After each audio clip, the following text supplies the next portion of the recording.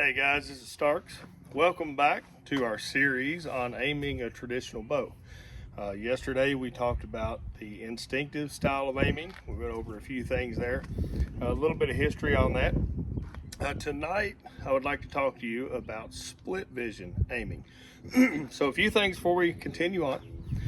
From here on, all the other styles of aiming that we use are actually going to be involving the arrow point. Okay, and what I mean by that is as we're drawing and aiming, we are actually taking notice of where this arrow point is. So another really important thing when we start to actually aim a trad bow, as opposed to just doing an instinctive style, is we're going to have to really pay attention to what we're focusing on. A lot of times when people start aiming with the arrow tip, they want to put all their focus on this tip, and that is exactly what we don't want to do. Regardless if we're using instinctive, split vision, gap, or getting into some of the other styles as far as string walking or face walking, we want to continue to keep that focus, or keep the focus on our target. So whether it be a deer, a 3D target, a paper target, we always want to keep our focus on that target. And what I mean by that is you're going to actually focus, keep that in focus, and your arrow tip then will become blurry.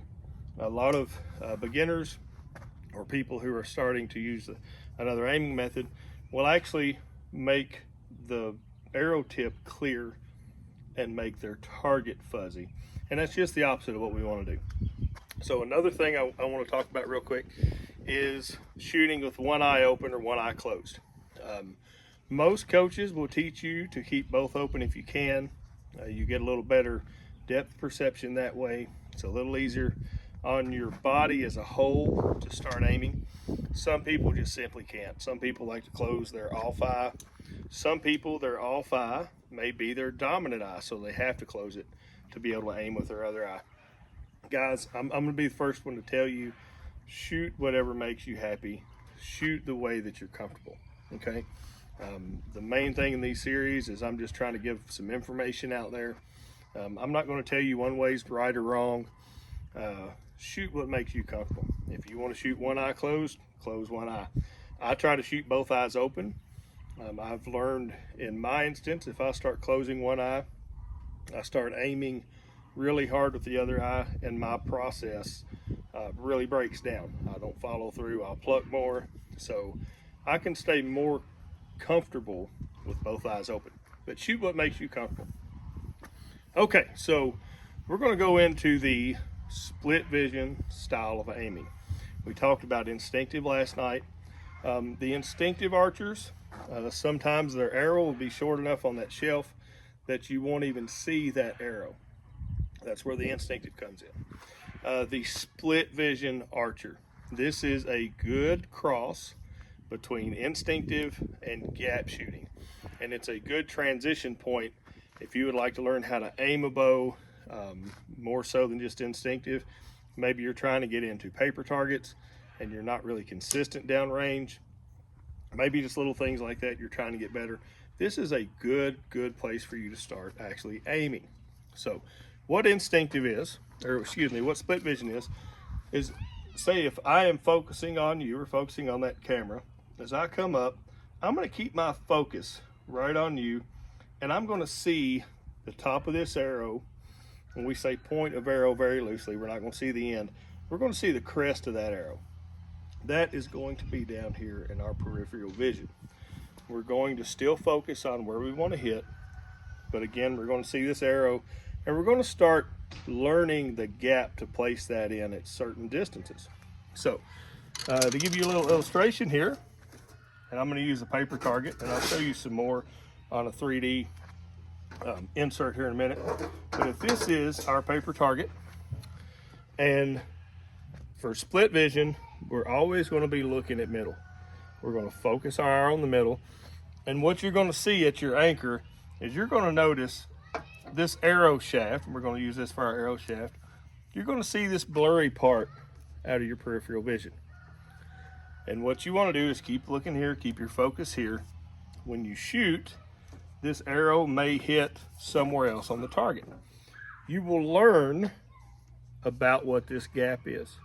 So if you hit too far up here, you can move this arrow shaft down in your peripheral further down, vice versa.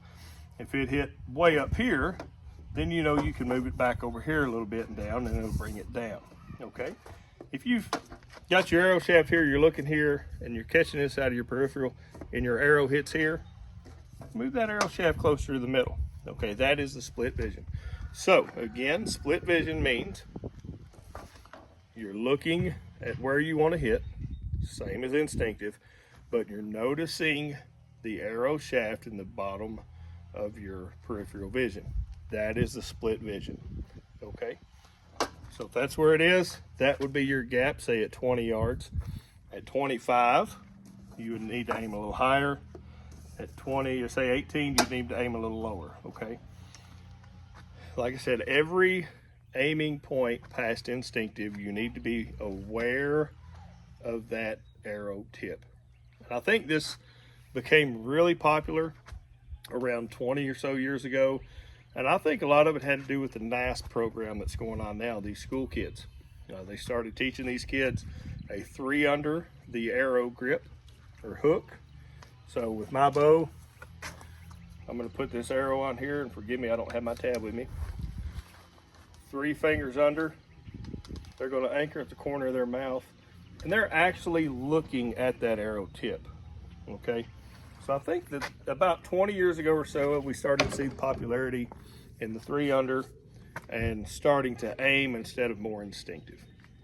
So again, split vision simply means you're focusing here, seeing the arrow point somewhere in here, and releasing your arrow. You'll learn those gaps. One thing I would like to say, and we went over it in a previous video, if you are doing a gap or a split vision or even instinctive, the arrow length has a lot to do with your aiming, a lot. So don't discount keeping your arrows a little long. Okay guys, and how we practice that, we're going to get back with a consistent anchor on our bow. What I mean by that is just feel that same anchor every time. We're going to draw this bow back, go to our anchor, and we're going to look here. We're going to study here, like we talked about, and we're just going to start watching and seeing where that arrow goes. And I use it where that arrow shows up on the target. So if I get back where I'm comfortable and I'm looking here, I'm just going to kind of glance down in my arrow and see where it goes, see where that arrow tip is. And I may let down and draw 2 or 3 times like that, kind of get an idea where that is. And then that last time, I'm going to pick it up, draw back, and I'm actually going to look here and make sure that arrow tip is consistent. Then I'm going to release that bow. That does 1 or 2 things. That makes sure that you're comfortable every time. You're trying to put that arrow point in the same place every time, so you get good feedback on your shot.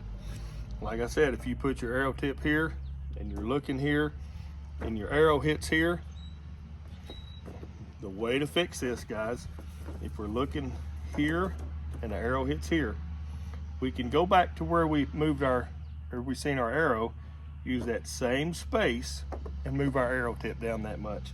That'll pull it down in the yellow. Vice versa, if you've got your arrow tip here and your arrow hits here, the gap is this much, we're going to move it to the yellow. So that's where we need to have our arrow point at.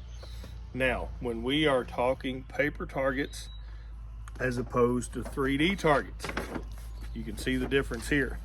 This ring on a Reinhardt Cinnamon Bear is 10 points. It's a lot bigger than the 10 point on a feeder target, on a 40 centimeter feeder target. So, a lot of times shooting 3D is a lot freer in your mind. You're not worried about hitting a little bitty point. You can just kind of look at this general point, see where your arrow point is, and shoot. Don't be surprised if you can shoot a 3D target a lot easier mentally than a feeder target or a paper target. Totally normal. And I instruct some of our kids, or most of our kids, to get out and try 3D. Same as you here. I'm going to tell you to get out and try 3D. It's funner than the paper targets for me. I can enjoy it, laugh and joke with your friends, but it's a lot easier to shoot mentally.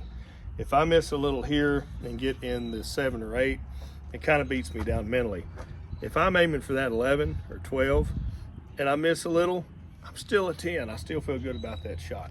So don't forget your mental aspects of archery. Guys, thanks for joining us here tonight as we talked about the split vision shooting. Get out and try it.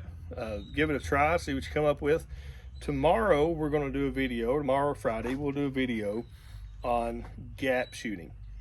Gap shooting is what I do at say 15 yards and out, at 15 and in when I'm doing 3D. A lot of times I will revert back to that split vision. So it's okay if you use a couple different aiming methods depending on your application. Again, guys, thanks for joining us here tonight. Leave any questions or comments down below. Appreciate you guys checking out this video series.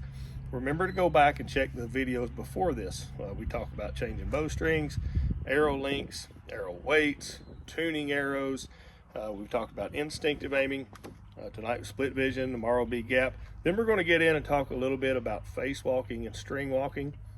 If you've got anything that you would like to know about traditional archery, maybe why I do what I do, share with me the way you do things, or anything that you want to learn about or want a video made about, reach out in those comments and let me know. Guys, thanks again for joining us, and I'll see you tomorrow.